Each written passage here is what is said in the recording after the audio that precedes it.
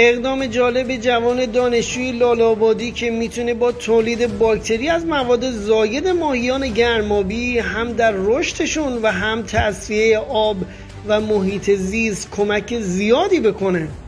بنده محمد جعفریان هستم، دانشجوی ارشد دانشگاه تربیت مدرس از بخش لاله‌آباد روستای مناسکالا. این طرحی که شما مشاهده می‌کنید طرح سیستم بایوفلاگ هستش که یکی از سیستم‌های بروز دنیا و بسیاری از کشورها رفتن دنبال این سیستم و برای اینکه هم کیفیت آبشون رو بالا ببرن هم به محیط زیست دیگه آسیب نرسن. بعد چند تا از کشورهای مطرح تو این کار کشورهای بیگانه هستن که دارن این کارا رو انجام میدن، از جمله کشور اسرائیل. ما که با این همه دانشمند و دانشجویی که داریم چرا این کار انجام ندیم؟ فرق ما با کسای دیگه البته تا اینجای کار اونایی که مشورت کردیم با اساتیدی که صحبت کردیم همه داخل یک وان و یک چیز آزمایشگاهی کار انجام دادن و ما یکی از اولین نفراتیم هستیم که داریم این کارو به صورت واقعی انجام میدیم و از سیستم ما تا الان تو کل دنیا کسی نیومد که تو 4 گونه ماهیان گرمابی هم از کپور و آمور و فیتوفاگ و بیگت، حالا من اینا رو به محلی گفتم اسم علمیشون رو نگفتم، بعد دوباره اینا رو کارا رو انجام میدن. همه بیشترشون دارن در مورد کپور و تیلاپیا و میگو انجام میدن. ما تقریبا این کارو از خیلی وقت پیش استارت زدیم و کار واقعی ما تقریبا 45-50 روز پیش شروع شده این کار ما و اینکه تقریبا همین الان که میانگینی که از استقرای شاهد و تیمار ما گرفتیم، اینکه الان مایه‌ای که 10 گرمی که مثلا کپور و آموری که آوردیم مایه‌مون شدن اینوریا که شاهد ما بودن، این چیزی که مثل آبندونا دارن پرورش میدن، تقریبا الان 90 گرمه و اینو تقریبا 120 تا 130 گرم، یعنی همه غذا مشابه. فقط این کار ما این که ما اینا رو یه چیزایی به نام مثلا مولاس و آرد و اینا اضافه کردیم، تولید باکتری کردیم، باکتری رو فعال کردیم. این کار اصلا کارش چیه؟ این کار فلاگی که ما داریم انجام میدیم این که باکتریا رو، این مایعی که ضایعات خودشون میریزن ما تبدیل به باکتری میکنیم و باکتری اینو تبدیل به غذا میکنه دوباره، یعنی همون ضایعات خودش دوباره استفاده میکنه. برای همین که به آب رودخانه ها نمیره و به محیط زیست آسیب نمیرسونه. اینم میزان فلاک ما تو این وان هست، وان استوک ما هستش که تمام این 4 گونه مایع رو توش نگه می‌داریم و این باکتریایی که گفتم اینم میزان فلاک ما که تو این وان تشکیل شده. بالای 90% جلوگیری از آب اضافه میکنه. میدونید که آب قابل شربمون تو کشور ما خیلی کمه و با این کار ما اصلا آب اضافه نمیکنیم. فقط یعنی در هفته آبایی که در اثر گرما بخار میشه ما یه سری آب اضافه می‌کنه، خیلی ناچیزه. بعد غذا هم که تقریبا ما 50% یعنی غذا رو کم کردیم. اگه مثلا ما اینور 1 کیلو میدیم 1 کیلو وزن میگیریم، اینور با نیم کیلو میتونیم 1 کیلو وزن بگیریم. میدونین که 70% یه پرورشنده یعنی باید 70% پولش بابت غذا از بین میره. یعنی ما اینکه مثلا 100 میلیون می‌خوایم هزینه کنیم 70 میلیون پول غذا داریم میدیم.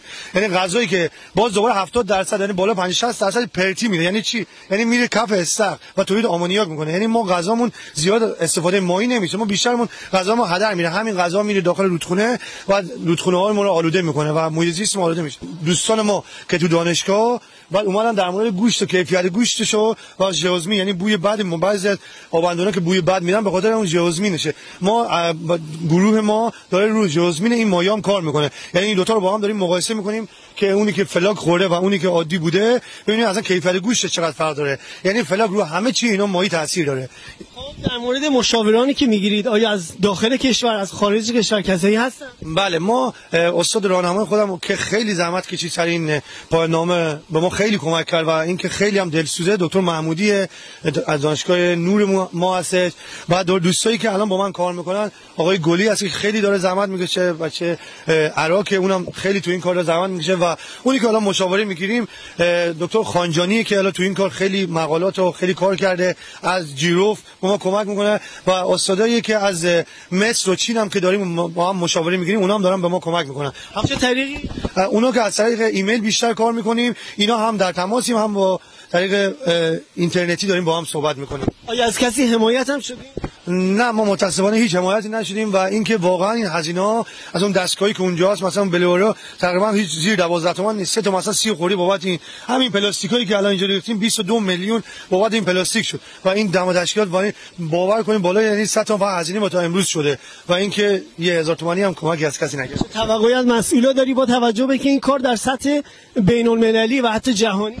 من واقعا میخوام بیام اینجا اصلا از نزدیک این پایلوتای ما رو ببینن و اینکه حداقل بتونن یه کمک کنن ما این کارمون رو گسترش بدیم. واقعا میتونیم با گسترش این کار خیلی از کارا رو پیش ببریم. ما اصلا اینکه مثلا چرا بریم مثلا محیط زیست مقابله کنیم، چرا آبامون انقدر تصفیه نشه؟ چون الان آبای فاضلاب با همون سیستم بایفلاک دارن کار میکنن.